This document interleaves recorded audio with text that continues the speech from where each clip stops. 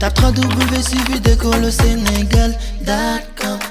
À école au Sénégal, c'est facile, tu n'as qu'à te connecter. Tape école au Sénégal, les leçons sont beaucoup plus détaillées. D'accord. Donc, W, qu'est-ce qu'il faudrait montrer ça? Dans ce cas, comme l'atome SA est à l'état fondamental, si on lui envoie W, donc L, l'atome reçoit de l'énergie. Donc, W, dans ce cas, va être égal à EP moins EN.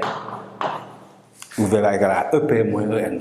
Donc, on aura EP égale W plus EN. EP égale à W plus EN. Et ici, comme l'atome est à son état fondamental, N égale à 1, on aura EP égale à W plus E1.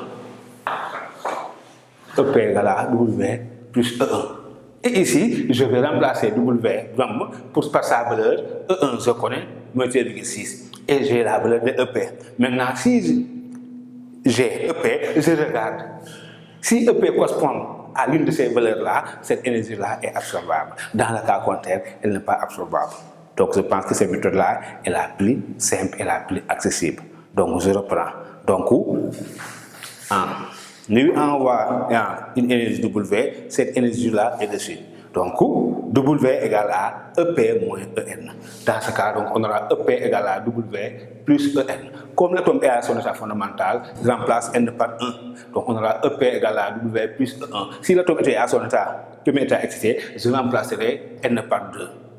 D'accord. Comme l'atome, l'examinateur nous a dit que l'atome est à son état fondamental, je remplace N par 1. Et dans ce cas, j'ai EP égale W plus E1. Maintenant, pour sa valeur de W, je calcule EP.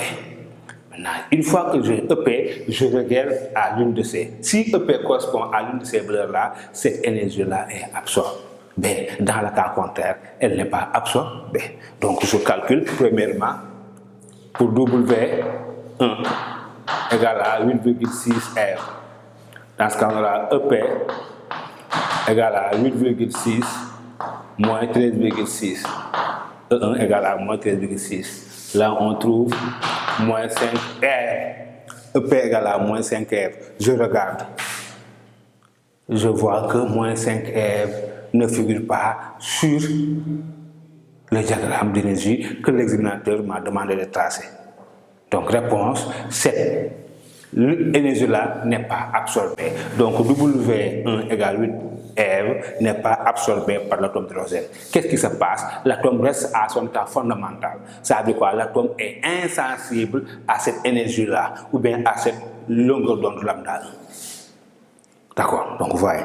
Donc, ici, on dira que EP égale moins 5 R ne correspond à aucune valeur d'énergie de l'atome d'hydrogène. Donc, W1 n'est pas absorbé. L'atome d'hydrogène reste à son état fondamental. C'est bon. Donc, je répète pour une dernière fois. En calculant, je vois que EP égale moins 5 R. Moins 5 R ne figure pas ici. Donc, cette énergie W1 là n'est pas absorbée par l'atome d'hydrogène. Qu'est-ce qui se passe? L'atome d'hydrogène, l'état reste à son état fondamental. Il est insensible, l'atome d'hydrogène est insensible à cette énergie lumineuse-là. Donc, c'est ça la réponse. L'atome reste à son état fondamental. Il est insensible à cette énergie-là. Pour W2 égale 10,2 R, donc j'aurai EP là 10,2 moins 13,6. Et calculez-moi ça. Et Fatoumata Cissé, on calcule 10,2 moins 13,6. Et Fatoumata, on trouve 10,2 moins 13,6. Ok, donnez-moi la valeur. Et Fatoumata, très bien, on trouve moins 3,4 R. C'est bien Fatoumata. Donc EP égale à moins 3,4. Je regarde, je tombe sur moins 3,4. Moins 3,4 est bien une des valeurs d'énergie de l'atome d'hydrogène. Donc, moins 3,4 égale à E2. Égale à E2. Dans ce cas, qu'est-ce qu'on constate? On constate qu'on conclut en disant que cette énergie W2 là est absorbée par l'atome d'hydrogène. L'atome d'hydrogène, dans ce cas, va quitter son état fondamental pour venir à l'état n égale à 2, ça veut dire à son premier état excité. L'atome d'hydrogène donc n'est pas insensible à cette lumière-là, cette énergie lumineuse. Il est insensible à cette énergie lumineuse. Donc l'énergie W2 permettra à l'atome d'hydrogène de quitter l'état fondamental pour venir à son premier état excité, bien à l'état n égale à 2. D'accord, donc vous voyez, égal à 2, donc l'atome sera à son premier état excité. L'atome sera à son premier état excité. Ok, en passant par là, vous aurez pu calculer P et trouver P égale à 2. En passant par là, vous aurez pu trouver P égale à 2 avec un calcul très un peu long. D'accord, et aussi risqué. Donc je vous conseille vivement dans ce cas de passer par là, par ici, en se familiarisant avec ces valeurs-là. C'est bon, ok. Maintenant, pour W3 égale à 14,6 R. Pour W3 égale à 14,6 R. Là, chers élèves, il ne faut pas s'empresser de faire un calcul. Pourquoi?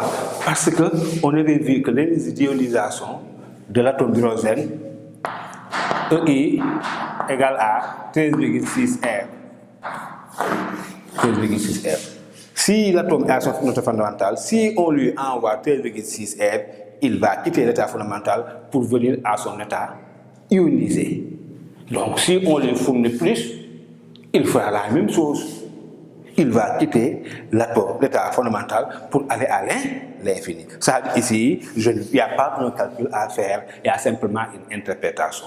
On dira dans ce cas, W3 égale 14,6 R supérieur à EI. Supérieur à EI. Qui peut le plus, peut le moins. Comme 13,6 va l'amener à l'infini, 13,7 de même, 13,8 de même, 14 de même, 14,6 de même, 15 de même, 200 de même, etc. etc. D'accord. Donc ici, qu'est-ce qu'on dira? Que l'atome donc sera ionisé. Et l'atome va se retrouver à l'état ionisé. Donc l'atome n'est pas sensible à cette énergie-là. Donc l'énergie W3 permettra à l'atome d'hydrogène de quitter l'état fondamental pour aller à l'état ionisé. Ok. Et là, qu'est-ce qu'on sait? On sait qu'il y a un excédent d'énergie. Parce que pour aller à l'infini, l'atome d'hydrogène, à partir de son état fondamental, a simplement besoin de 13,6 IR. Mais ici, on lui fournit 14,6. Donc il y a quoi? Il y a un excédent d'un électron-volt. Donc interpréter, on peut demander d'interpréter. Donc qu'est-ce qu'il faut dire? Il faut dire que si on lui fournit 13,6 R, il va à l'infini et va se transformer en néon. Ça veut dire que son électron est arraché. Mais avec 13,6, l'électron arraché est au repos. Avec 13,6, l'électron arraché est au repos.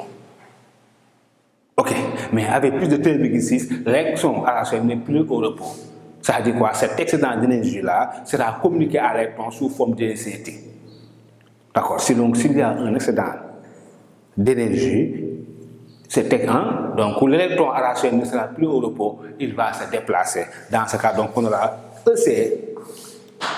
L'énergie cinétique va correspondre à cet excédent d'énergie-là, va être W3 moins EI. On calcule, on trouve 14,6 moins 13,6 R. On trouve un électron-volt. Donc EC égale à 1 électron-volt. Donc cet excédent d'énergie-là sera communiqué à l'électron sous forme d'énergie cinétique. Et donc là aussi, l'examinateur peut demander de lui calculer la vitesse avec laquelle l'électron arraché va se déplacer. Donc là, calculer la vitesse la vitesse avec laquelle l'électron arraché va se déplacer. Qu'est-ce qu'on sait? On sait que EC égale à 1 demi de mv carré. Donc V égale à racine carrée de 2EC sur M. 2EC sur M. V égale à 2EC, racine carrée de 2EC sur M. Application numérique. Et tiens, donc on aura 2 fois 1. N'oubliez pas R. Donc dans ce cas, on va convertir fois 1,6, 10 moins 19 sur la masse de l'électron qui est égale à 9,1 10 moins 31. Ok. Mohamed Khan, aidez-moi à calculer ici. Donc, Khan, on y va. Tu as 10 secondes pour calculer la vitesse avec laquelle l'électron arraché va se déplacer à l'infini. Donc, V égale, là, ça est 2 fois 1,6 10 moins 19 sur 9,1 10 moins 31. Et Mohamed, donc on trouvera, Mohamed Khan, donc on aura V égale, oui, très bien Mohamed, on trouve, très bien Mohamed, 5,93 10 puissance 5 mètres par seconde. Donc dans ces conditions, l'électron arraché va se déplacer avec une vitesse égale à 5,93 10 puissance 5 mètres par seconde. D'accord, hein? Donc vous voyez, hein? Ok. Donc ça sont des questions classiques que l'examinateur va certainement poser. Et cet exercice-là peut bien sortir au bac.